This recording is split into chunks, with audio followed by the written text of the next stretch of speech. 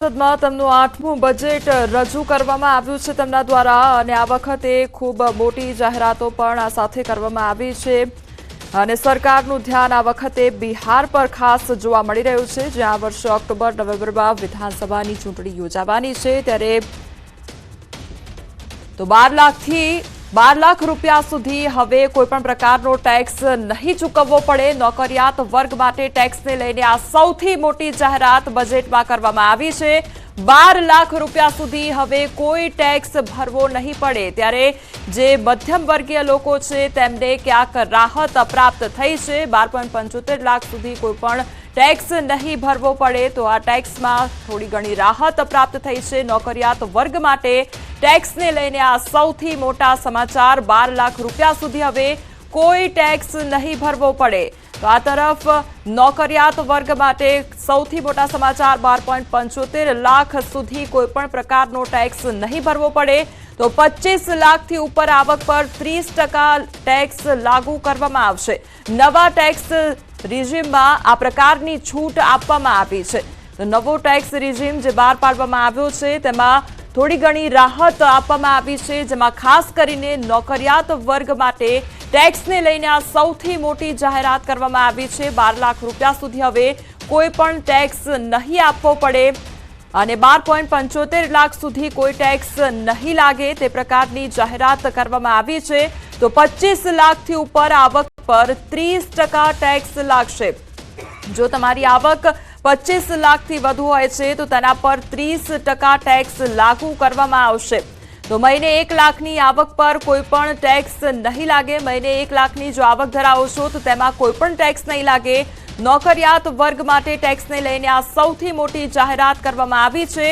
12 લાખ રૂપિયા સુધી હવે કોઈ ટેક્સ નહીં લાગે તો ટેક્સ રિજીમમાં મોટા ફેરફાર કરવામાં આવ્યા છે અને આ વખતે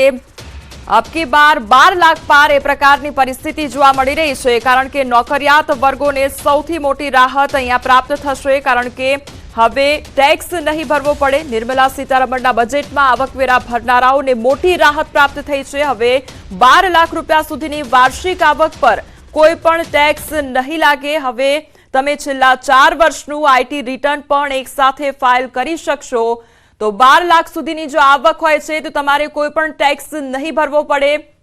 અને આ સિવાય નોકરિયાત વર્ગ માટે આ સૌથી મોટી જાહેરાત મહિને જો 1 લાખ આવક છે તો પણ તમારે ટેક્સ નહીં ભરવો પડે 12 થી 16 લાખની જો આવક છે તો તેમાં 15% ટેક્સ લાગુ કરવામાં આવશે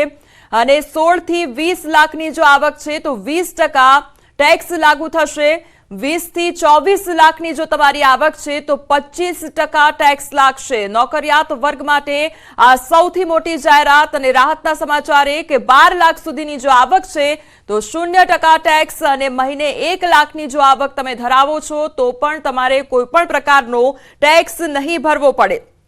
નિર્મલા સીતારમણના બજેટમાં આવકવેરા ભરનારાઓને આ સૌથી મોટી રાહત પ્રાપ્ત થઈ છે હવે 12 લાખ રૂપિયા સુધીની વાર્ષિક આવક પર કોઈ ટેક્સ નહીં લાગે અને હવે તમે છેલ્લા 4 વર્ષનું આઈટી રિટર્ન એક સાથે ફાઇલ કરી શકશો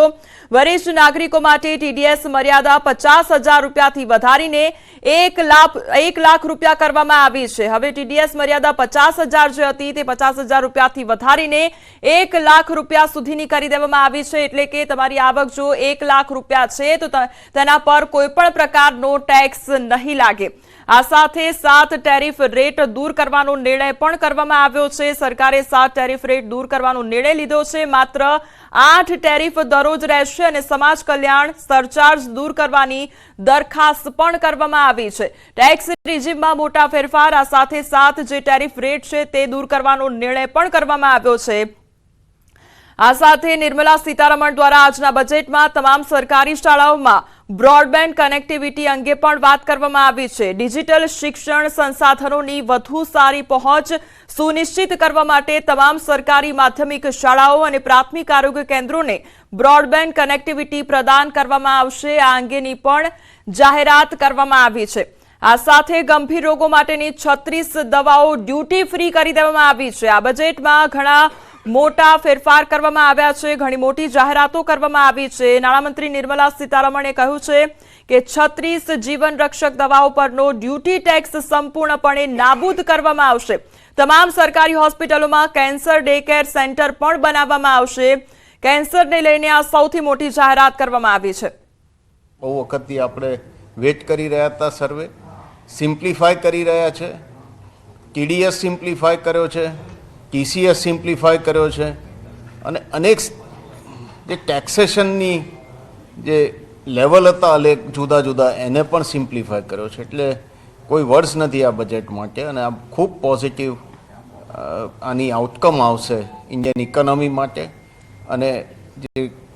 આપણો જે મધ્યમ વર્ગ છે, જે વર્ગ અત્યારે ઇકોનોમીને બૂસ્ટ આપી રહ્યો છે, આગળ ધપાવી રહ્યો છે, એ બધાને માટે આ ખૂબ જ પોઝિટિવ બજેટ છે। અને ટેક્સેશનનું પણ નવું જોઈશું કે કઈ રીતે એમણે સિમ્પ્લિફાય કર્યા છે। ટેક્સ સ્લેબ્સ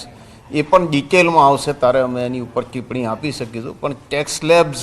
પણ એ લોકોએ ખાસ્સા સિમ્પ્લિફાય કર્યા છે, જે FM એ આપણને જણાવ્યું સ્પીચમાં। સ્લેબમાં જે વધારો કરવામાં આવ્યો છે, મધ્યમ વર્ગને આનાથી કેટલો ફાયદો થવો જોઈએ? તમે સમજો કે આજે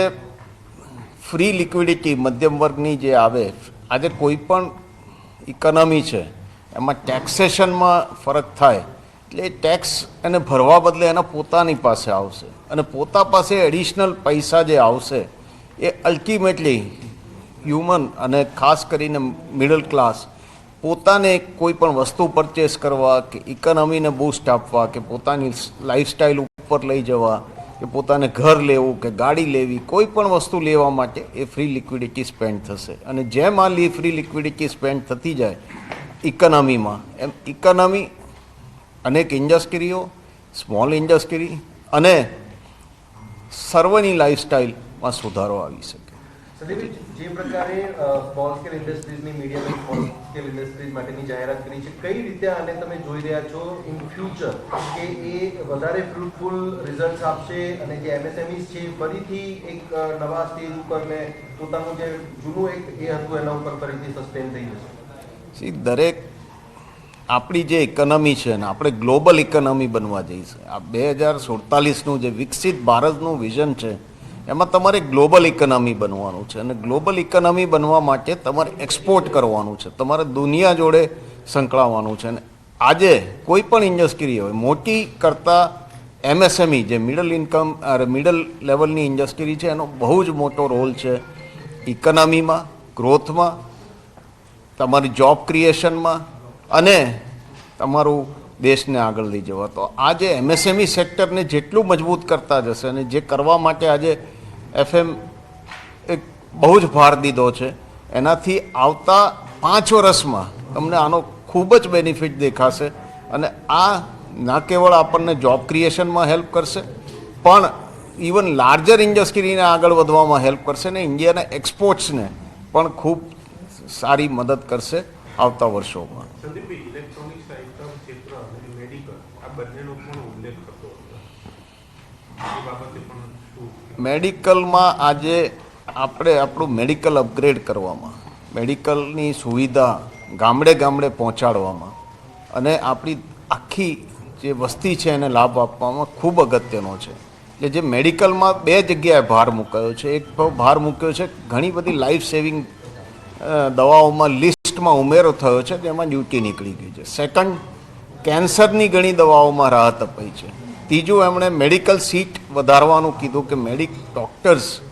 વધારે ને વધારે દેશને જોઈએ, આગળ જેમ દેશ વધતો જાય તો નવા ડૉક્ટરો માટેની સીટ્સ વધારવા માટે ભાર મૂક્યો છે। ત્રીજો, એમણે ભાર મૂક્યો છે કે દવાખાના ક્રિએશન કરવા અને નાના સેન્ટરમાં